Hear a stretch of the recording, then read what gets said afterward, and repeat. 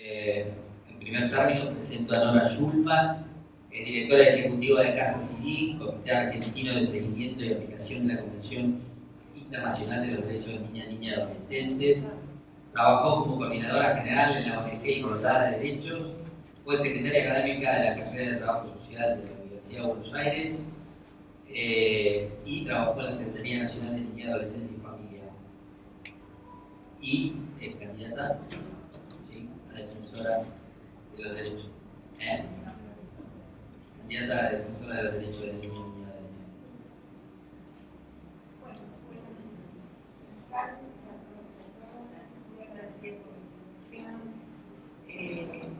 Y por compartir este panel con una niña tan joven que me apabulla con títulos.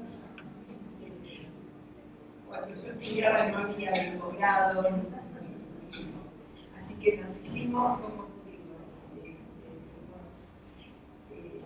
preparándonos de la manera que podíamos, leyendo, estudiando, en un momento en que todavía vivíamos patronato de la tutela de menores y que ya empezaba a haber un pequeño grupo de resistencia que no estaba de acuerdo con algún tipo de políticas constantes de profesionalización, tanta justicia alrededor de los niños, tanta iglesia alrededor de los niños, es decir, había como algunos temas que ya en ese momento, que hace muchos años, nos estábamos planteando.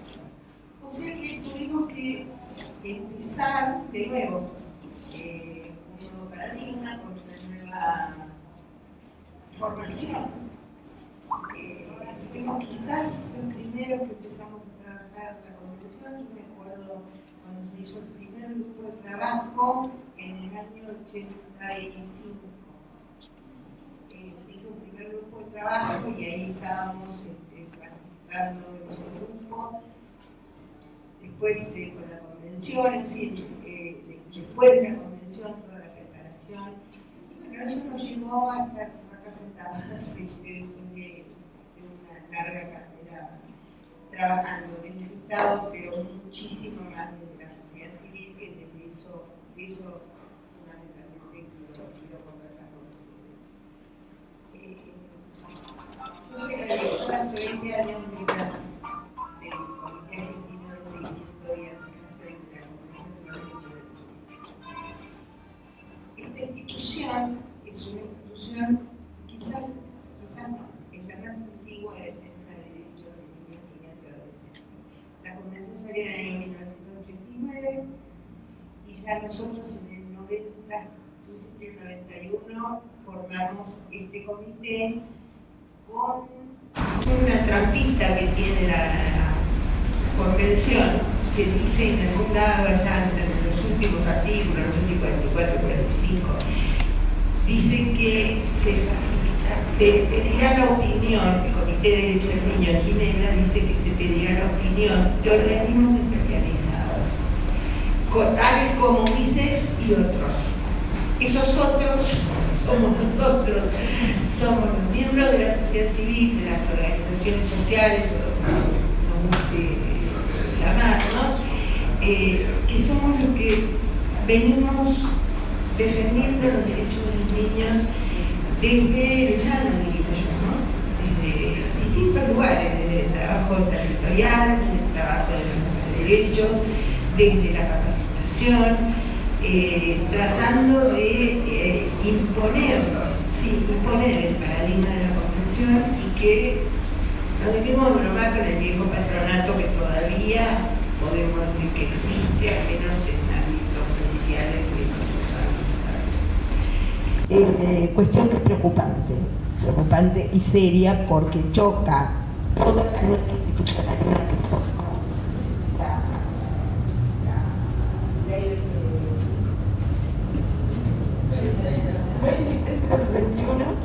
toda esa nueva institucionalidad. Perdón, no se escucha. ¿No se escucha? Ahora sí.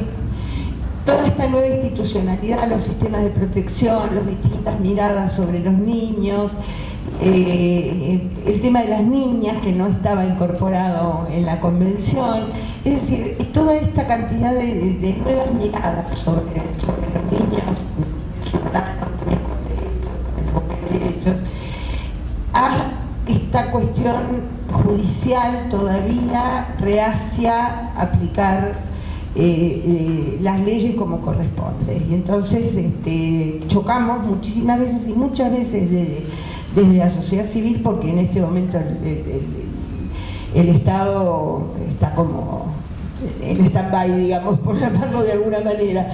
Entonces hay una lucha fuerte de las organizaciones, de todas las organizaciones, para poder imponer estos criterios, para dar capacitación, cosas que el Estado no está haciendo en este momento, ¿no? Y estamos faltos de capacitación, de escuchar qué les pasa no solo a la gente, sino a los chicos fundamentalmente.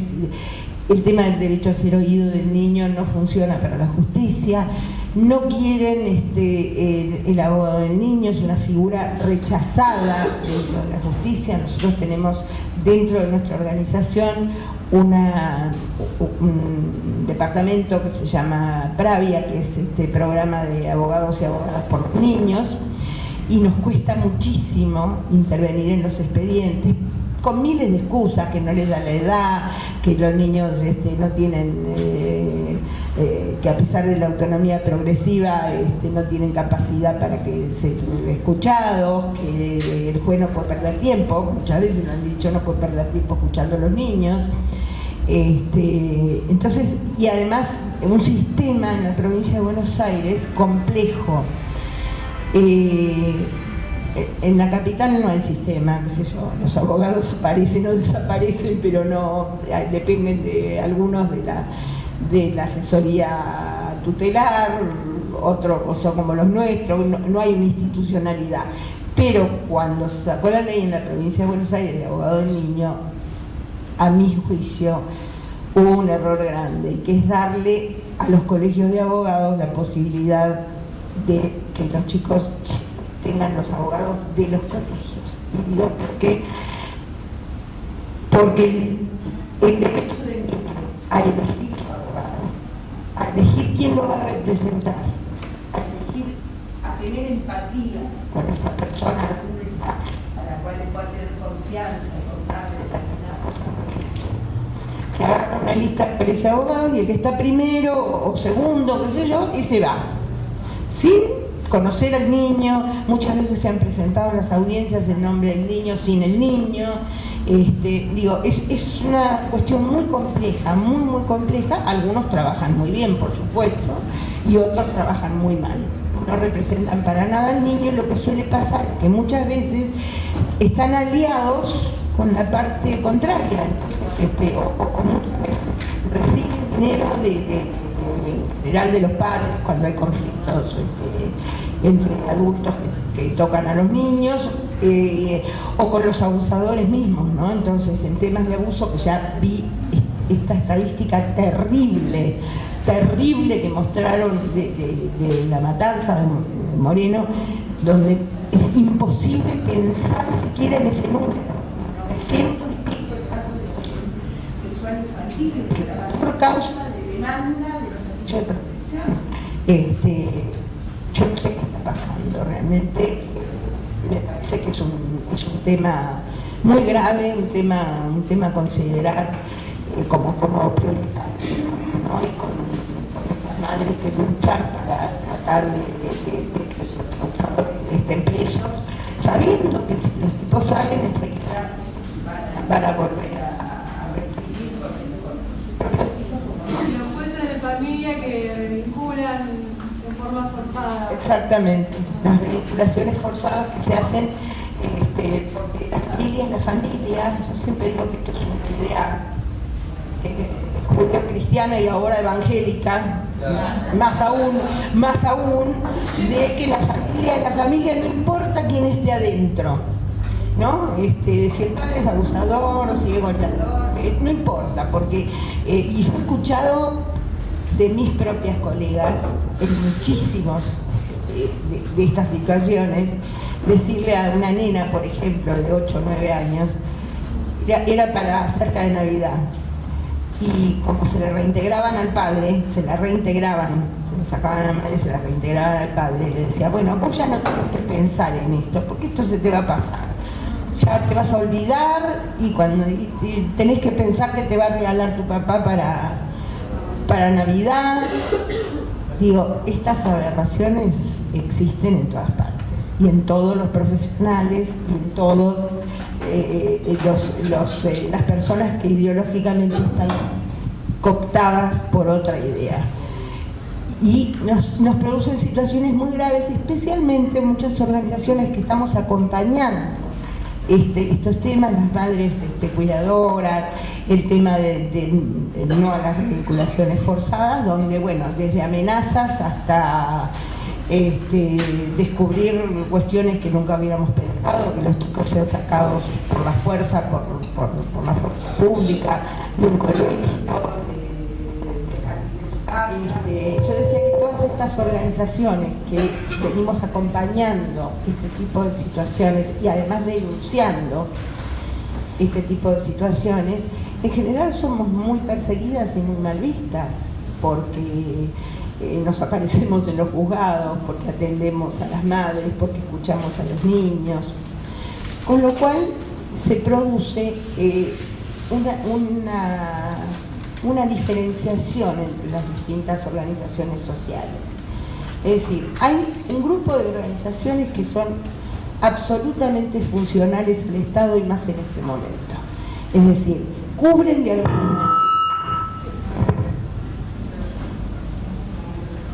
alguna manera el rol del Estado, reemplazan el rol del Estado sin tener la capacitación ni la calidad para trabajar con los niños. Ejemplo de esto son los centros de atención infantil, o los CAI, ¿no? Los centros de atención infantil, que lo tienen algunas determinadas ONGs, que son prestadoras de servicios, es decir, no son organizaciones sin fines de lucro, sino que son prestadoras de servicios, y están tercerizadas las acciones, con lo cual yo creo que esto tiene es ideológico también, tiene la idea de que ¿para qué va a ir el niño a la escuela? ¿Para qué va a haber una sala de 4 años o de 5 años si realmente esta gente con muy buena voluntad, pero con muy poca preparación y mucha plata que pone el Estado, especialmente en la ciudad de Buenos Aires,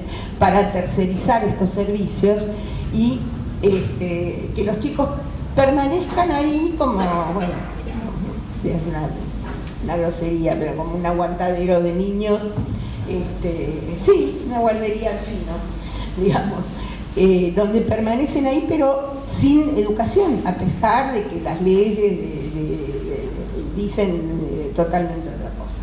Si no, veamos el caso concreto de esta organización tan conocida, que hace sus cenas en el Hotel Hyatt, que junta mucho dinero y es visitada por la señora, la primera dama, por su nena varias veces por año, tiene camionetas, tiene, bueno, de estas hay unas cuantas.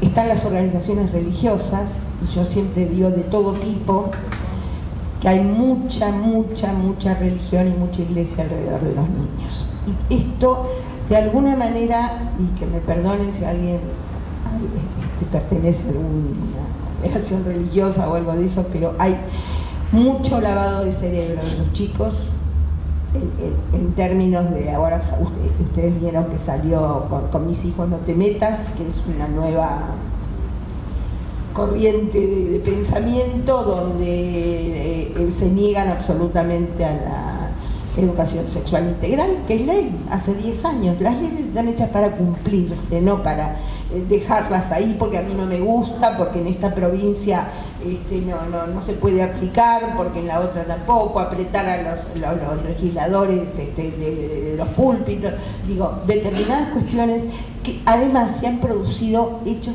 graves en todas las comunidades religiosas con respecto al abuso sexual con niños y adolescentes. yo no diría que en todas, pero en gran parte de ellas hemos tenido casos terribles, como el tema del próbolo, que recién ahora se está trabajando y la gente se está animando a denunciar a través de intérpretes, donde niños discapacitados han sido abusados por curas que han sido pasados de un lugar a otro. Lo mismo organizaciones de la religión judía, y que también hay una organización especialmente que castiga realmente a los niños desde lo ideológico, ¿no? Un castigo psicológico severo y otras cosas. Entonces, esto se da de patada con lo que nosotros imaginamos cuando se hizo la ley. La trabajamos, lo pensamos, hemos trabajado muchísimo con la Secretaría de Niñez en ese momento, tratando de reglamentarla, nos juntamos con las organizaciones, con el Estado, porque las organizaciones no somos enemigas del Estado, las organizaciones de defensa de derechos, estoy hablando. Ya hablé de las otras, ahora las de defensa de derechos no somos enemigos del Estado. Tenemos que, de alguna manera, sentarse a negociar, sentarse a hablar, a conversar. A veces no nos pondremos de acuerdo, muchas veces no nos pusimos de acuerdo, nos peleamos con el doctor en el medio del lago del Comité de Ginebra, pero son cosas que pasan. ¿Cómo? Y así debe ser porque uno no es que esté de acuerdo en todo, pero sí tener la posibilidad de ser aliados, de trabajar juntos en las políticas públicas para poder llevar adelante el bienestar y la calidad de vida y subir, elevar el nivel y la calidad de vida de los niños y de las niñas en la Argentina. Entonces, estas organizaciones de defensa de derechos, tuvimos un instrumento durante muchos años desde que se crearon, que fue el poder realizar a través de esto que yo les contaba del Comité de Derecho del Niño, de poder presentar lo que se llamaban los informes sombra, ahora se llaman informes luz, cosa que me parece mucho mejor, que son informes alternativos a los informes que presentaba los gobiernos. Cada 5 años tienen obligación de presentar un informe. Entonces, en estos informes se marcaban justamente las deficiencias, los problemas, si coincidían o no los números, el tema de la legislación, es decir, uno iba tomando tema por tema. Este último informe fue a fines del año pasado, en octubre se presentó el informe de la sociedad civil. Y la verdad que el Comité de Derecho del Niño, cuando leyó los informes y después cuando presentó el gobierno, fue muy duro en las recomendaciones al gobierno argentino. Duro en el tema del aborto, diciendo que hay que garantizar el derecho de las niñas a tener abortos en lugares seguros y al acompañamiento durante el proceso, cosa que nunca yo lo había oído. Yo hace 20 años que soy informe del comité y nunca había oído una cuestión de este tipo. Hablaron de los problemas económicos, de la falta de presupuesto, de la mortalidad infantil, de la violencia institucional. Con nosotros fue una organización, se llama La Garganta Poderosa, que fue uno de los chicos con el doctor Risky, y el chico planteó crudamente cómo se entraba a las villas. Él planteaba especialmente en un caso de un chiquito que se llama Kevin, que tenía 3 años y que entró a la gendarmería y lo mató directamente. No sé, me acuerdo si era de la Mura o... Pero, bueno, o fue anterior. Bueno, exacto. Este chico era el hermano y la verdad que con lágrimas en los ojos de todos, escuchando esa situación, escuchando cómo esto seguía, como había muchos y cómo la policía actuaba con una impunidad tal que no le importaba nada. Si había un chico tirado en el suelo que le robó al turista ese, lo remató en el suelo y encima lo felicitaron. Digo, entonces, estas cuestiones, digo, nos llamó la atención porque en general el Comité de Derechos del Niño suele ser bastante light en sus recomendaciones. Esta vez tuvo mucha fuerza en muchos temas, ¿no? En temas de alimentación, por ejemplo, de nutrición. El embarazo adolescente lo tomó como un tema muy profundo, la cantidad de embarazos adolescentes que están sufriendo las niñas menores de 15 años. Inclusive se habló del tema de los feminicidios en niñas, en jóvenes menores de 18 años, que había aumentado del 40%. Entonces, todos estos temas que presentamos las organizaciones de sociedad civil, el tema de adicciones, digamos, hubo muchísimos temas. Si ustedes quieren, en la página de Naciones Unidas, en el Comité de Derechos del Niño, están todas las recomendaciones, creo que ya están en castellano, y fue duro, fue realmente duro, como para decir, bueno, alerta, porque esto no va a pasar tan fácil, ¿no? Lamentablemente no son, estas recomendaciones no son vinculantes, pero hay una obligación del país que firmó la convención y que firmó a presentar los informes cada 5 años y que tiene que explicar la situación de la infancia en cada país. Y la verdad que dejó bastante que desear el informe del Estado, porque además, bueno, vino un informe mixto, digamos, la mitad era de una gestión, la otra mitad era de la otra gestión. Cuando fue el informe anterior, que era en el 2010, era otra la situación, había salido la ley, se había quedado el sistema de protección, era una situación totalmente diferente. En este momento ellos se abocaron más a la problemática actual, digamos, que es lo que estaba pasando en este momento, y la verdad que salvo el tema de la asignación universal por hijo no pegaron ni una. No había forma de salvar, digamos, la situación a pesar de las explicaciones, el tema de cómo repercute en la salud de los niños y en el tema de la pobreza. Hablaron de salud, hablaron de educación, el recorte en todos los recursos de educación. Bueno, fue una paliza grande que nos tiene que poner alerta también, no solo al Estado, sino a las organizaciones que estamos siguiendo este proceso de incidencia y de defensa de derechos. Y bueno, esta es la situación real y no es la que decimos nosotros, que podremos tener bronca con el gobierno, que nos llevamos mal, que tenemos diferencias de criterios. No, esta es una situación que se lee con gente de todos los países del mundo, que se toma el trabajo de leer todos los informes, que se toma el trabajo de citar a las organizaciones, de que uno vaya y explique cuál es la situación, hacen montones de preguntas ante un Estado débil que obviamente no había posibilidades de que se defienda, no había nada defendible. Entonces, digo, para pensar en este tipo de organizaciones y de qué manera la sociedad civil puede ser una aliada de política pública, pero también tiene un rol muy importante, que es el rol de denuncia. Uno tiene que denunciar estas cuestiones. No se puede quedar callado ante violaciones gravísimas de los derechos humanos de los chicos.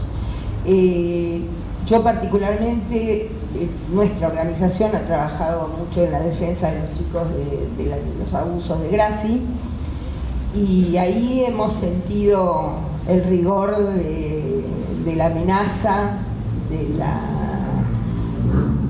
amenazas telefónicas, de las seguidas con el auto, y bueno, y si uno empieza a tener miedo, es lo peor que nos puede pasar.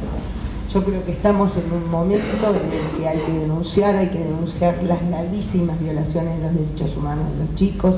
No podemos permitir que no haya política pública con respecto a la violencia. la violencia cada vez aumenta más en términos familiares y en términos institucionales. La violencia familiar, hay un incremento terrible.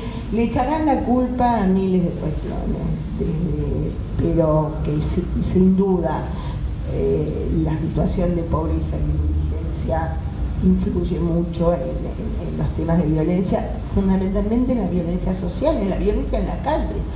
Es decir, si se baja uno de un colectivo porque lo tocaron de atrás, le pega un palazo en la cabeza con un fierro, y bueno, y eso es violencia social. ¿Y eso cómo repercute con ese tipo que juega a su casa? Se ha cambiado un poco la mirada con respecto a las violencias son múltiples. Antes uno hablaba de violencia en general, ahora hay montones de situaciones violentas, y obviamente la mayor debilidad la tienen los chicos y las chicas y las adolescentes mujeres. El tema del feminismo no es una cosa para recitar, un versito que recitan las feministas. El tema de las niñas y el tema de las jóvenes es un tema muy grave en prácticamente toda Latinoamérica. El tema del servicio doméstico forzado, tanto en Argentina, en Paraguay, el tema de los matrimonios forzados. Acá, cuando la Argentina dice acá no hay matrimonios forzados, es cierto, no hay matrimonios forzados, pero hay uniones de hecho de chicas de 14, 15 años con hombres grandes, especialmente en zonas rurales, donde no es un matrimonio formal, pero tienen 3 o 4 hijos. A los 16 años ya son madres de 2 o 3 pibes, más la obligación de hacerlas parir, y el desconocimiento fundamental de que no saben qué significa estar embarazada, qué significa una violación. Nadie se acerca para contarles estas cosas, porque este tema no se habla. Entonces me parece que, para cerrar ya un poco, el reconocimiento de que hay muchas organizaciones que se valen por sí mismas, que trabajamos mucho en redes, que estamos metidas en muchas organizaciones. Por ejemplo, estamos en la campaña por el derecho a la educación, estamos metidas en muchas organizaciones que tienen que ver con los temas de defensa de los niños, el tema de salud, el foro de salud mental. Es decir, la identidad no la baja, fuimos de los primeros, también los fundadores, y también en redes latinoamericanas, que nos dan mucha fuerza, una posibilidad de que hay una red que está constituida por 19 países, 300 organizaciones de los distintos países de América Latina y el Caribe, donde uno está notando, haciendo comparación de que está pasando lo mismo prácticamente en toda Latinoamérica. Esto es lo que hay que cambiar. Esto es lo que hay que cambiar, y los agentes de cambio somos nosotros, los que estamos en el Estado, los que estamos desde la sociedad civil, los que estamos en los distintos lugares de lucha para que las situaciones y las condiciones de los chicos mejoren. Si cada uno hace su pequeñito trabajo,